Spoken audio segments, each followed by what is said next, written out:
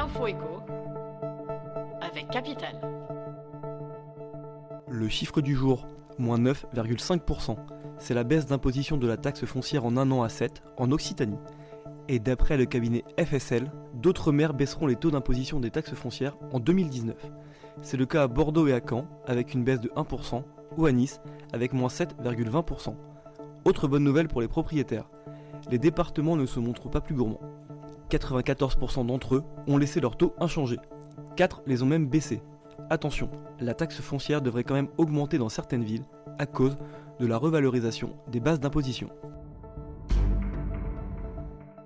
Coup de gueule en vue des automobilistes.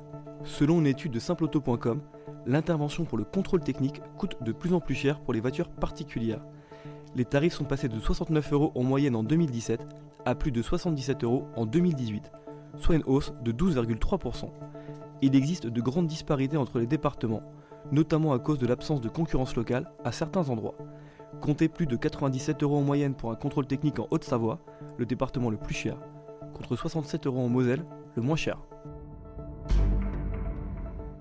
L'info pratique capitale, le taux de chômage de 8,7% au premier trimestre 2019 est le plus bas jamais enregistré depuis 10 ans.